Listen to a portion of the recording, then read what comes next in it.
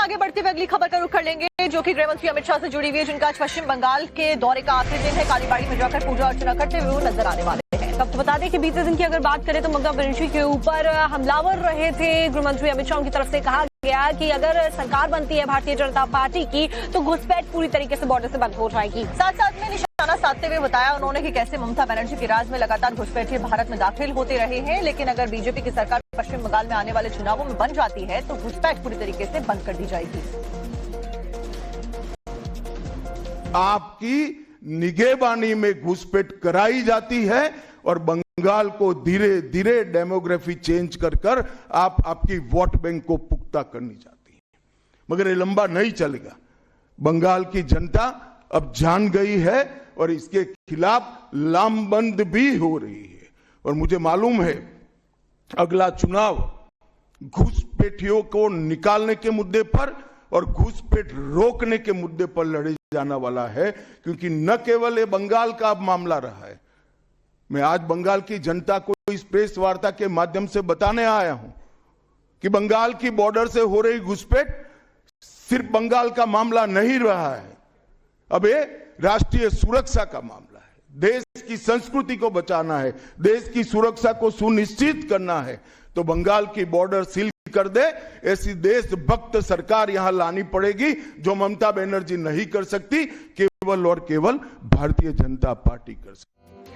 अमित शाह के आरोपों के ऊपर और अब खबरों में आगे बढ़ते हुए अगली खबर का रुख कर लेंगे, जो कि गृह मंत्री अमित शाह से जुड़ी हुई है, जिनका आज पश्चिम बंगाल के दौरे का आखिरी दिन है। कालीबाड़ी में जाकर पूजा अर्चना करते हुए वो नजर आने वाले हैं। अब तो बता दें कि बीते दिन की अगर बात करें तो ममता बनर्जी के ऊपर हमलावर रहे थे। गृह मंत्री अमित शाह की तरफ से कहा गया कि अगर सरकार बनती है भारतीय जनता पार्टी की तो घुसपैठ पूरी तरीके से बॉर्डर से बंद हो जाएगी। साथ साथ में निशाना साधते हुए बताया उन्होंने कि कैसे ममता बनर्जी के राज में लगातार घुसपैठिए भारत में दाखिल होते रहे हैं, लेकिन अगर बीजेपी की सरकार पश्चिम बंगाल में आने वाले चुनावों में बन जाती है तो घुसपैठ पूरी तरीके से बंद कर दी जाएगी।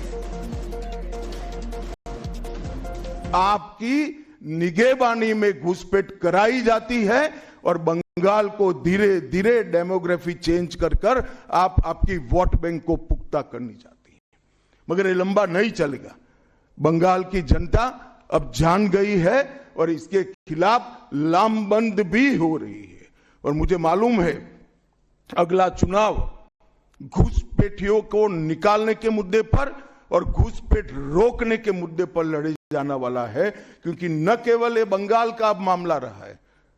मैं आज बंगाल की जनता को इस प्रेस वार्ता के माध्यम से बताने आया हूं कि बंगाल की बॉर्डर से हो रही घुसपैठ सिर्फ बंगाल का मामला नहीं रहा है, अब ये राष्ट्रीय सुरक्षा का मामला है। देश की संस्कृति को बचाना है, देश की सुरक्षा को सुनिश्चित करना है, तो बंगाल की बॉर्डर सील कर दे ऐसी देशभक्त सरकार यहां लानी पड़ेगी, जो ममता बनर्जी नहीं कर सकती, केवल और केवल भारतीय जनता पार्टी कर सकती। अमित शाह के आरोपों के ऊपर